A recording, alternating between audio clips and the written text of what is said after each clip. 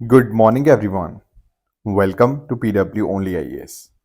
दोस्तों, डेट है आज की 21 अक्टूबर 2025 एंड आप सभी का स्वागत है आज के प्रीलिम बूस्टर न्यूज़ डिस्कशन में।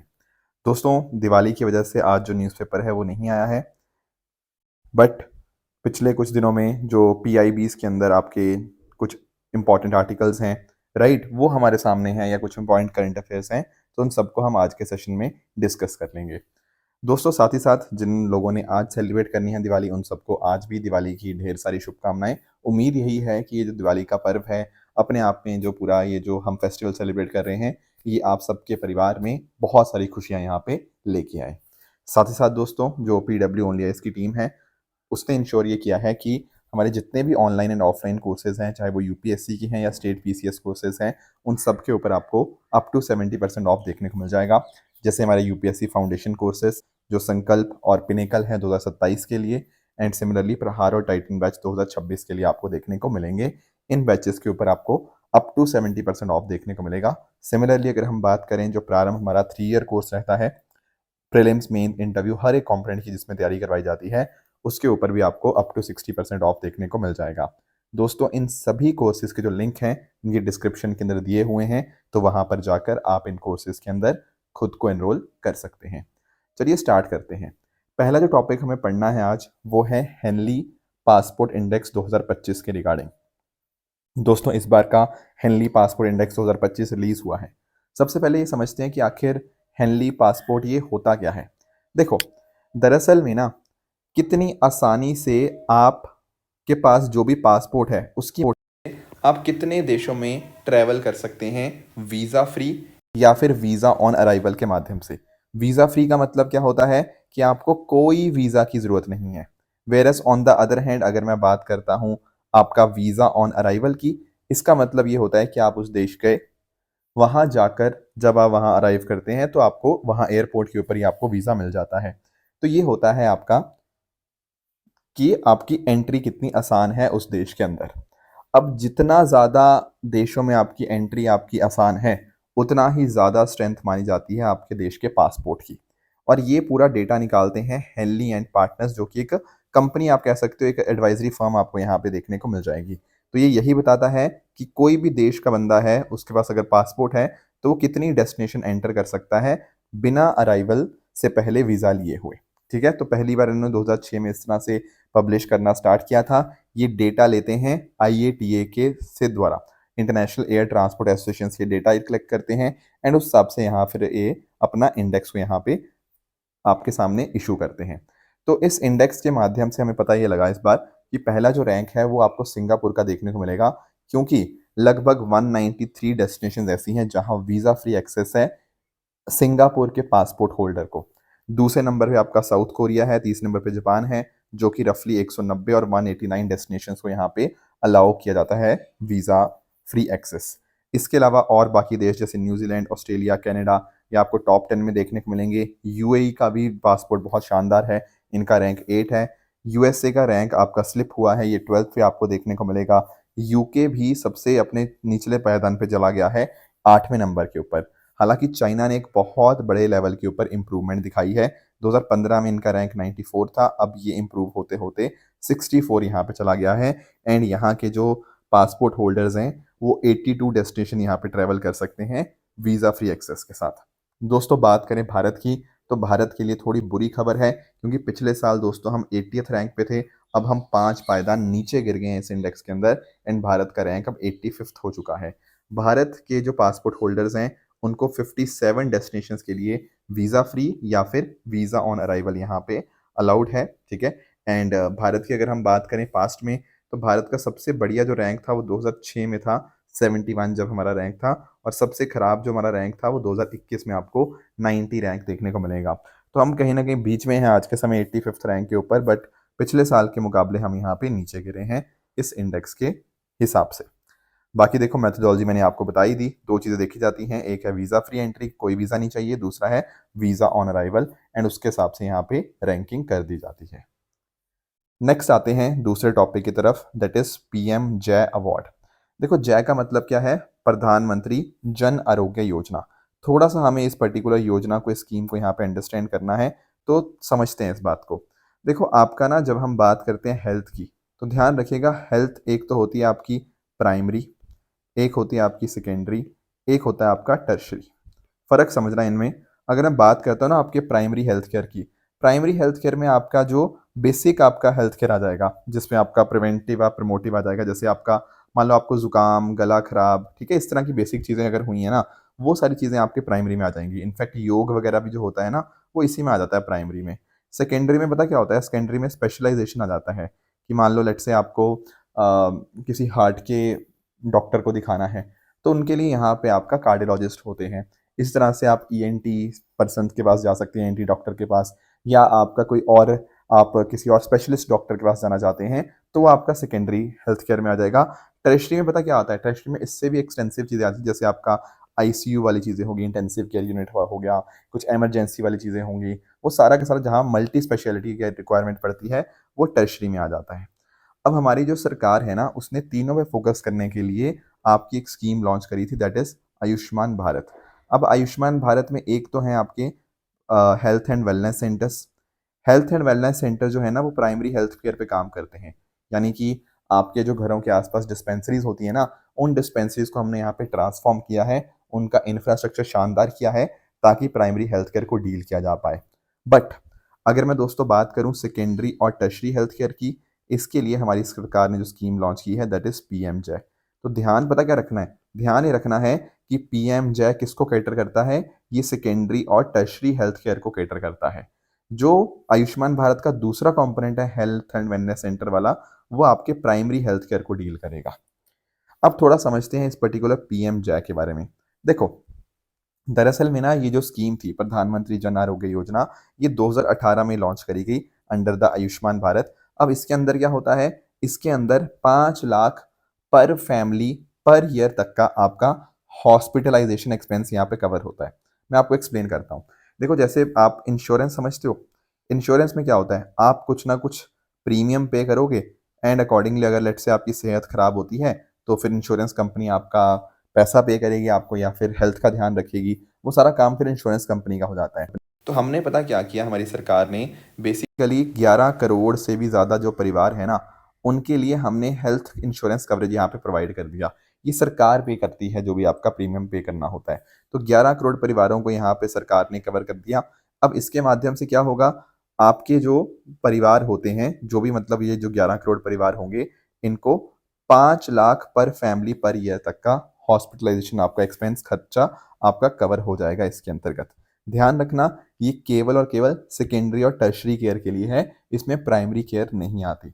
और बहुत ही इंटरेस्टिंग स्कीम ये इसलिए बन जाती है क्योंकि यहाँ पे कोई फैमिली साइज का कैपिंग नहीं है। मतलब ऐसा नहीं है कि किसी की फैमिली में 2 लोग हैं तो उसको नहीं मिलेगा ना। जो भी आपके 11 करोड़ से ज़्यादा जो परिवार हैं, जो सबसे गरीब ये जो निचले वाले जो 11 करोड़ परिवार है ना, उनको यहाँ पे इसका बेनिफिट यहाँ पे मिलता है। There is no capping on family size, कोई एज का कोई लिमिट नहीं है। कोई इंसान 90 साल का भी हो तो उसको भी यहाँ पे कवर किया जा सकता है। जेंडर के ऊपर भी कोई प्रॉब्लम नहीं है। तो ये सारी चीज़ें आपको देखने को मिल जाएंगी। तो कैशलेस ट्रीटमेंट इस तरह से ऑफर करता है।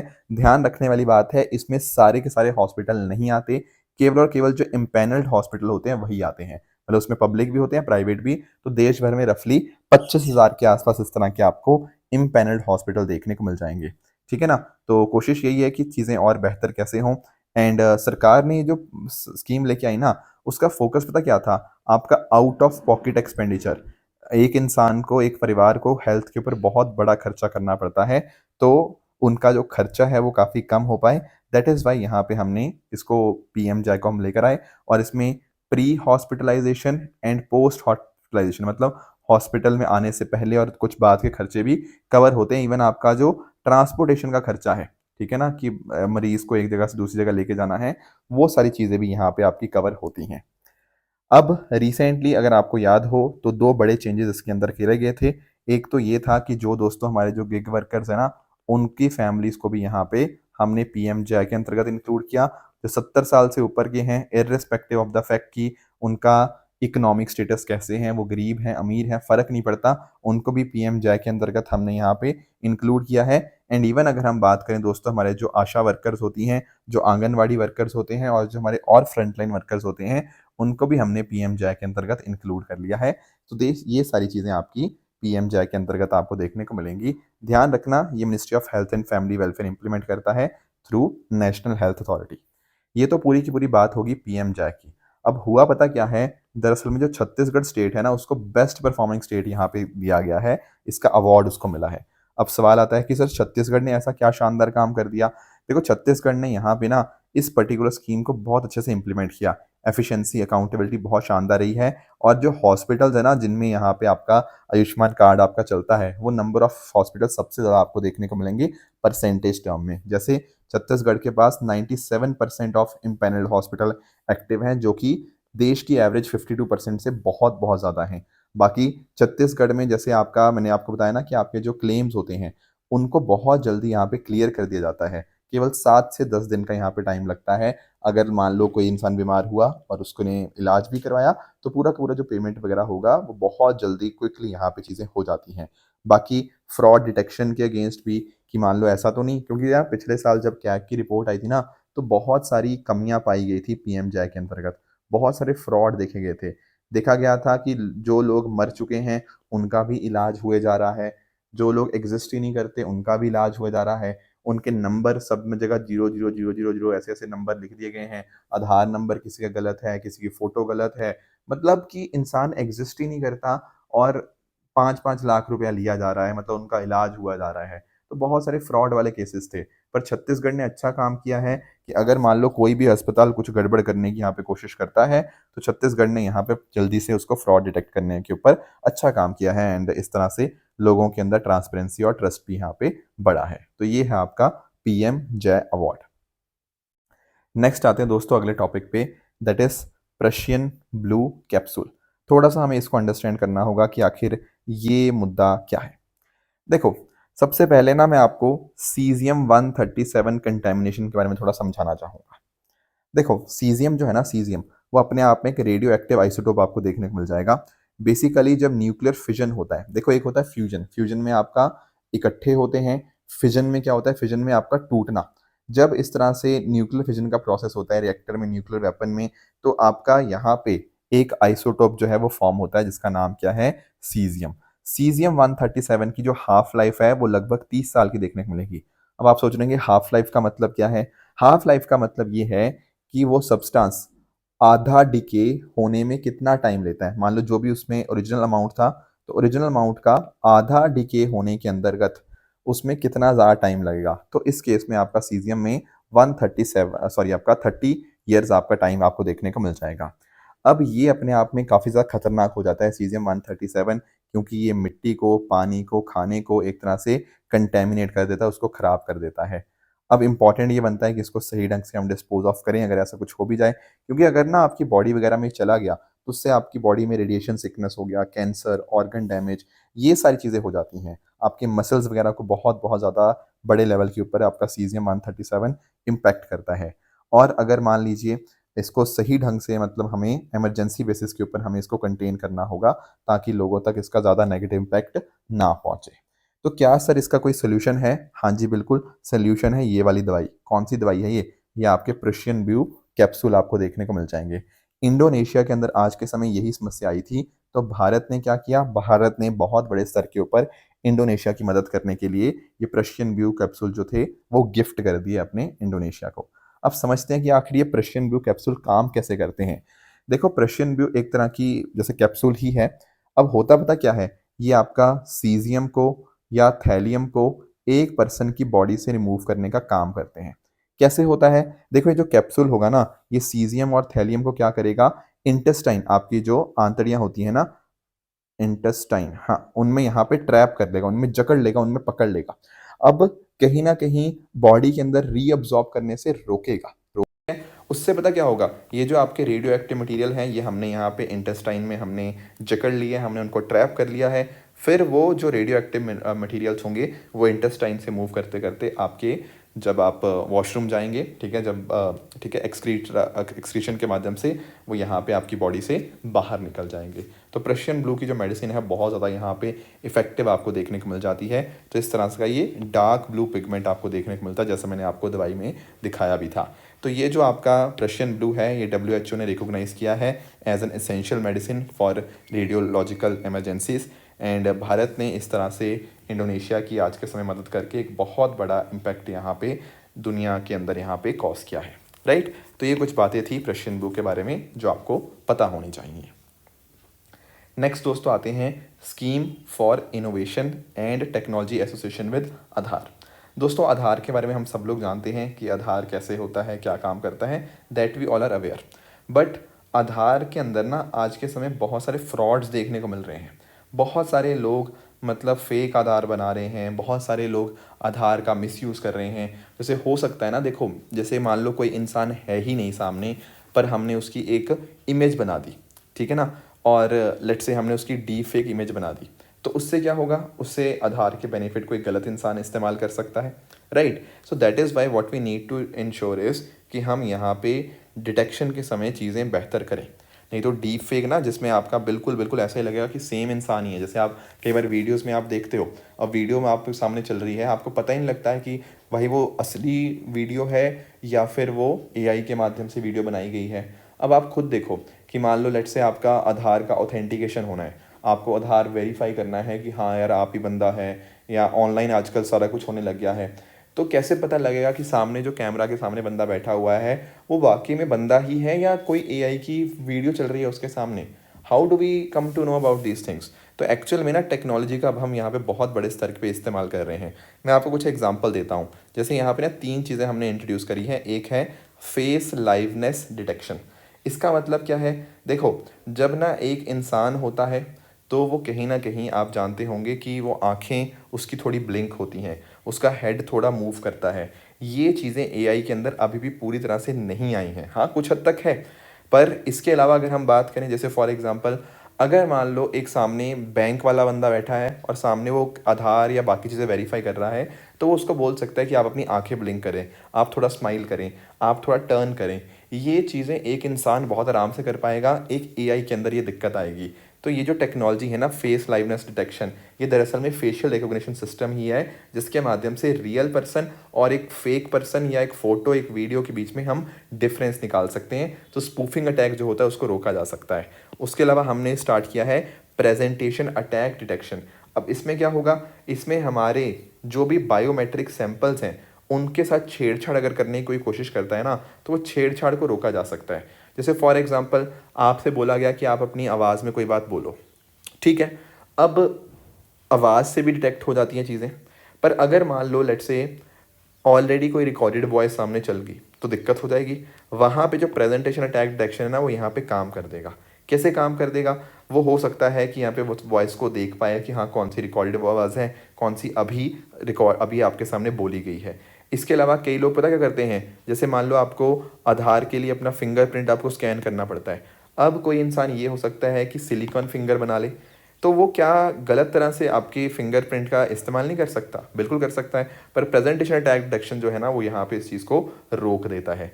उसके अलावा कंटेक्टलेस फिंगरप्रिंट अथेंटिकेशन, ये भी वही बात है कि किस तरह से फिंगरप्रिंट हम कैप्चर कर पाएँ बिना फिजिकल कंटेक्ट के, ठीक है ना। तो इसमें 3D इमेजिंग का हम यहाँ पे इस्तेमाल करेंगे। तो ये सारी चीज़ें हम यहाँ पे आज के समय इस्तेमाल कर रहे हैं, एडवांस बायोमेट्रिक टेक्नोलॉजीज़ का, एआई ड्रिवन अथेंटिकेशन का, डेटा प्रिवेसी का।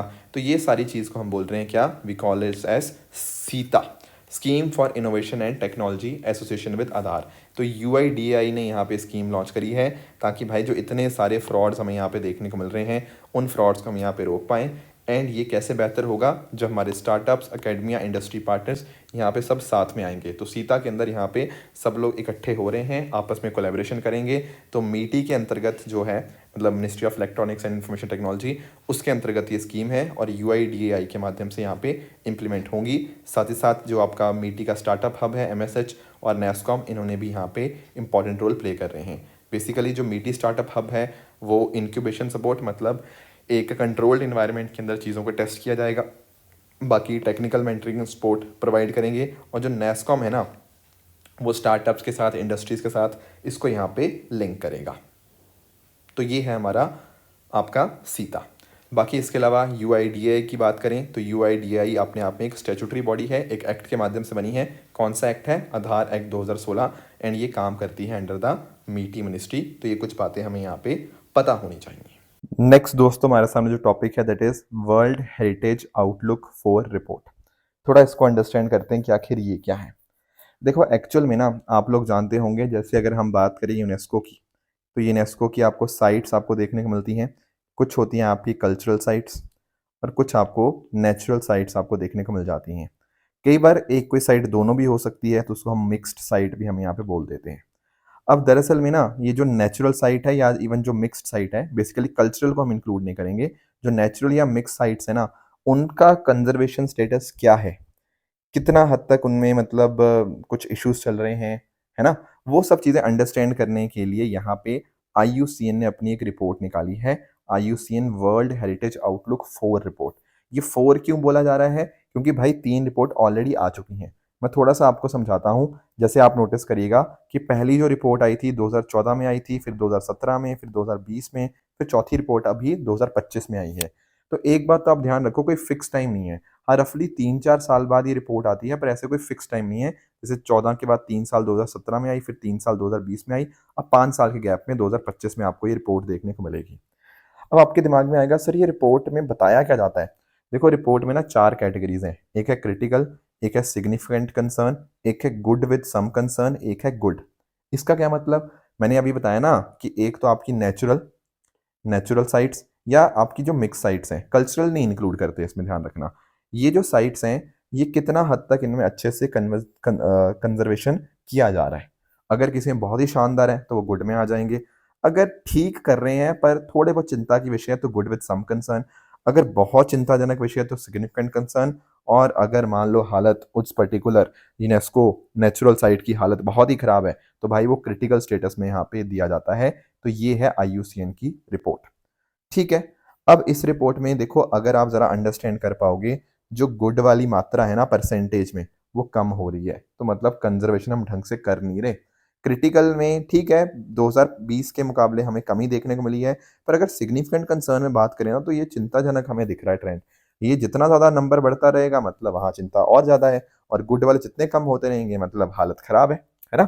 सो दैट इज़ वाई ये कहीं ना कहीं हमें रिपोर्ट बताती है कि साइट्स को हमें कंजर्व करना बहुत बहुत ज़्यादा इंपॉर्टेंट बन जाता है। अब सवाल ये आता है कि सर भारत के अंदर क्या स्टेटस है? देखो भारत के अंदर ना ये जो पहला कैटेगरी था क्रिटिकल वाला, इसमें कोई साइट नहीं है, तो बहुत अच्छी बात है भारत के लिए कि भाई क्रिटिकल में तो कोई दिक्कत वाली बात नहीं है। पर बाकियों में थोड़ी थोड़ी चीज़ें हैं। जैसे अगर हम बात करें सेकंड कैटेगरी की, जहाँ सिग्निफिकेंट कंसर्न है, तो ऐसी आपको यहाँ पे मानस नेशनल पार्क और सुंदरबन नेशनल पार्क, इन दोनों को यहाँ पे हमने सिग्निफिकेंट कंसर्न का इनका स्टेटस इनको मिला है। मतलब यहाँ पे थोड़ी सी समस्या है। बल्कि इनफैक्ट ना जो आपको वेस्टर्न घाट्स है, तो ये 3 चीज़ें हैं, तो 3 चीज़ें आप ध्यान रखेंगे, मानस, सुंदरबंस और वेस्टर्न घाट्स, ये तीनों को यहाँ पे सिग्निफिकेंट कंसर्न का दर्जा यहाँ पे मिला है। अब मानस नेशनल पार्क देखो असम में है, पर साथ ही साथ वो भूटान के अंदर भी आपको देखने को मिल जाएगा। सिमिलरली सुंदरबंस नेशनल पार्क की बात करें तो हमारे भारत में भी है और बांग्लादेश में भी है। तो थोड़ा सा यहाँ पे ट्रांस बाउंड्री भी पार्क्स आपको देखने को मिलेंगे सिग्निफिकेंट कंसर्न के अंदर। बाकी दोस्तों बात करें गुड विद सम कंसर्न की, जो तीसरी वाली कैटेगरी है, मतलब पहली तो क्रिटिकल है, क्रिटिकल के बाद सिग्निफिकेंट कंसर्न, फिर आपका गुड विद सम कंसर्न और चौथे नंबर पे था गुड। तो पहले वाले में तो क्रिटिकल में तो कोई नहीं है, सिग्निफिकेंट कंसर्न में ये 3 मैंने आपको बताए, मानस, सुंदरबन और वेस्टर्न घाट्स।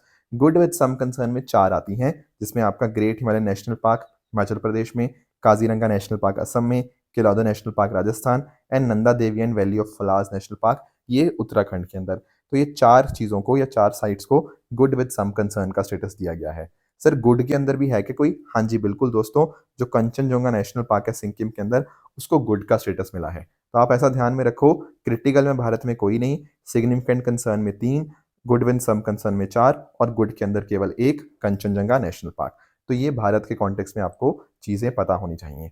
बाकी आज के समय जो क्लाइमेट चेंज है वो बहुत बड़ा थ्रेट के तौर पे सामने आया है। इसके अलावा इन्वेजिव स्पीशीज़ का होना, हैबिटेट उनकी ख़त्म कर देना, रोड बनना, इंफ्रास्ट्रक्चर बनना, जंगलों में आग लगना, हंटिंग, इल्लीगल तरह से आपके पेड़ गिराना, ये सारी की सारी जो चीज़ें होती हैं ना, ये बहुत बड़े तौर के ऊपर आपके थ्रेट का कॉज़ करती हैं आपकी इन साइट्स के लिए। तो भारत की आधी के आसपास जो असेस्ड साइट्स हैं, वहाँ पे प्रोटेक्शन अच्छा है, मतलब हम कह सकते हैं इस तरह से। पर अगर हम बात करें ओवरऑल तो सिचुएशन थोड़ी-सी हमें यहाँ पे खराब देखने को मिलेगी। तो इम्पोर्टेंट फाइंडिंग आपको ध्यान में रखनी है ना, कि सिग्निफिकेंट कंसर्न वाली जो चीज़ें थी, वो यहाँ पे बढ़ती हुई हमें देखने को मिली हैं दुनिया भर के अंदर। तो इस तरह से आईयूसीएन ये रिपोर्ट्स यहाँ पे इस तरह से प्रेज़ेंट करता है, जहाँ पर इन्होंने एशिया के क्रॉस इस तरह से 63 नेचुरल साइट्स को यहाँ पे स्टडी किया एंड उनको इन पर्टिकुलर स्टेटस में यहाँ पे डिवाइड किया है। तो ये कुछ बातें थी जो आज हमें डिस्कस करनी थी। रही बात दोस्तों ट्रू एंड फॉल्स स्टेटमेंट्स की, यहाँ आपके सामने कुछ स्टेटमेंट्स हैं, आप इनको पढ़िएगा, बताइएगा इनमें से कौन सा सही है कौन सा गलत है। साथ ही साथ दोस्तों जो कल हमने डिस्कशन किया था उसकी अगर मैं बात करूं तो पहला क्वेश्चन था रोटा वायरस के रिगार्डिंग। दोस्तों रोटा वायरस जो है ना वो मेजरली जो इम्पैक्ट करता है वो इंटेस्टाइनल सेल्स जो होते हैं उनको डैमेज करता है। लंग्स के रिगार्डिंग ये नहीं था, इसलिए पहला स्टेटमेंट आपका इनकरेक्ट रहेगा। दूसरा कह रहा है प्राइम मिनिस्टर इंटर्नशिप स्कीम को कौन इंप्लीमेंट करता है, तो इसमें मिनिस्ट्री ऑफ आपका जो कॉर्पोरेट अफेयर्स है वो आपको देखने को मिलेगा, तो सेकंड स्टेटमेंट भी आपका इनकरेक्ट रहेगा। बाकी कोडेक्स एलिमेंटेरियंस कमीशन जो है उसको मिलकर एस्टेब्लिश किया गया था by FAO food and agriculture organisation और साथ साथ में वर्ल्ड हेल्थ ऑर्गेनाइजेशन 1963 में इसको एस्टेब्लिश किया गया था। तो ये तीसरा स्टेटमेंट आपका गलत हो जाएगा। लास्ट स्टेटमेंट की बात करें आईयूसीएन वर्ल्ड कंजर्वेशन कांग्रेस की, तो yes this statement is the correct statement. तो दोस्तों ये थी हमारी आज की डिस्कशन। इसी तरह से आप सब लोग हार्डवर्क करते रहिए। Thank you so much for joining. All the very best. Thank you so much.